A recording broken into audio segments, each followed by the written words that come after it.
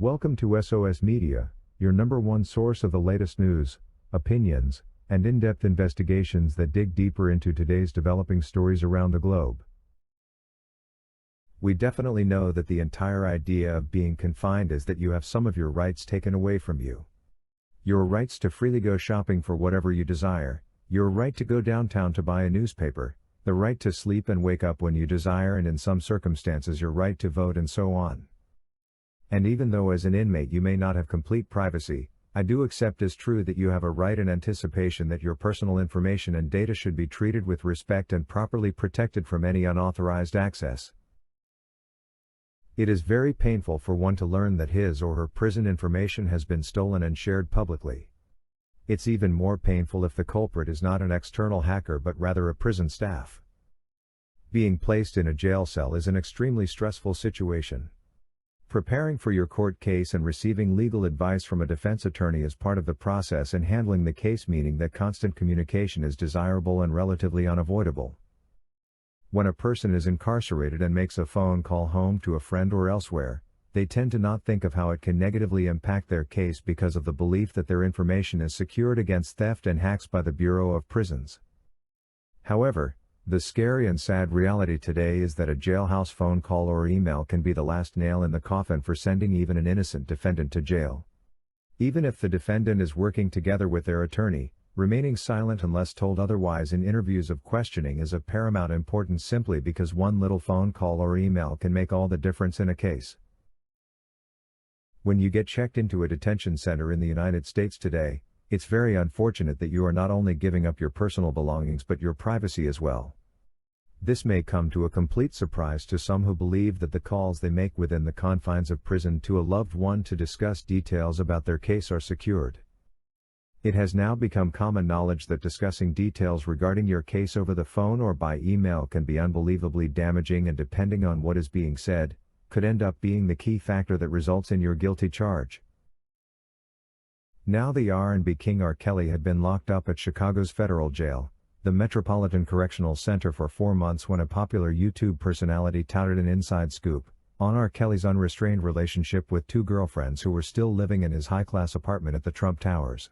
Seemingly wanting to keep the women in his camp, R. Kelly allegedly had an associate bring $1,500 in cash to the Trump Tower apartment, allegedly to help them pay for their bills, blogger Tasha Kay said in an exclusive video posted to her YouTube channel in November 2019.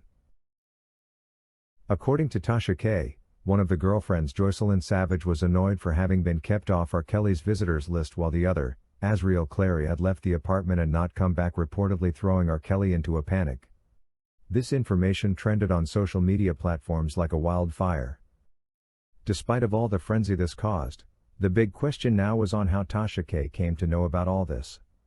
Surprisingly, she didn't take some time without revealing the source of her information.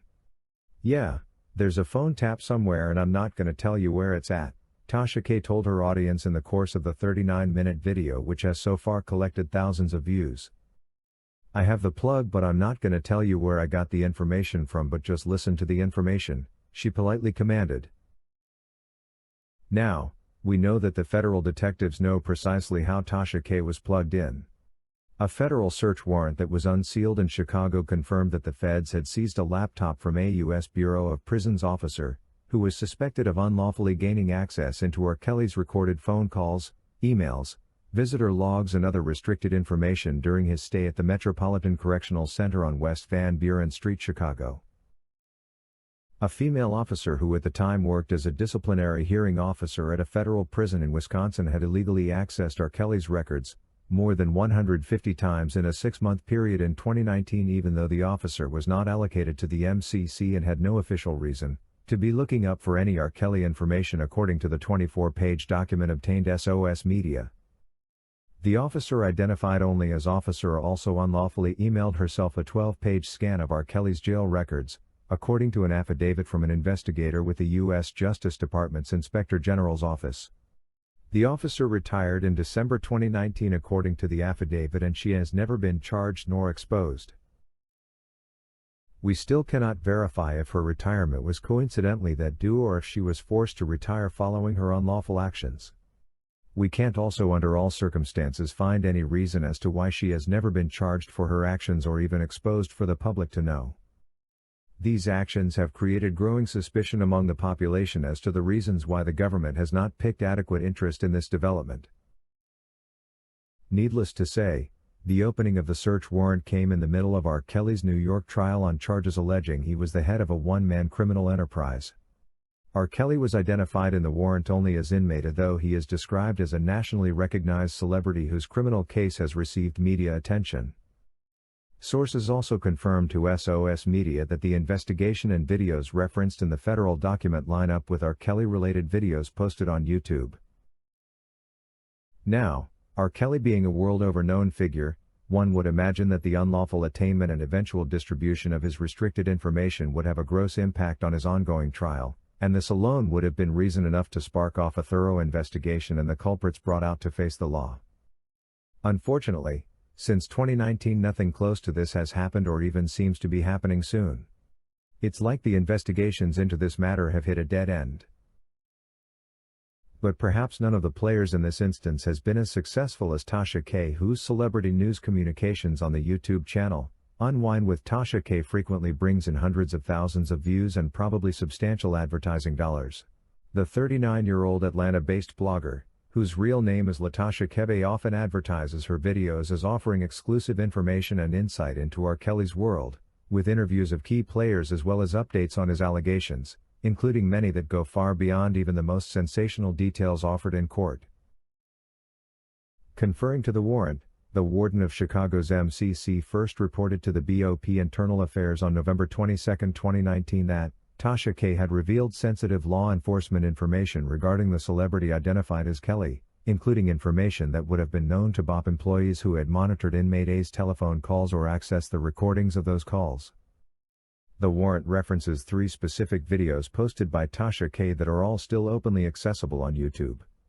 Among them was a November 8, 2019 video titled Exclusive, New R. Kelly Enablers Revealed, where she appears to scroll through her cell phone while reading a summary of a recent call between R. Kelly and Tim Savage that was recorded on the jail's system. "I got some explosive information," Tasha Kay says after taking a sip of white wine from a large goblet. "So Robert called Joycelyn and she was crying hysterically. She said Azriel was leaving the Trump Tower and she was not coming back. Now I told you I got an expletive plug and so this is all facts," she openly showed off.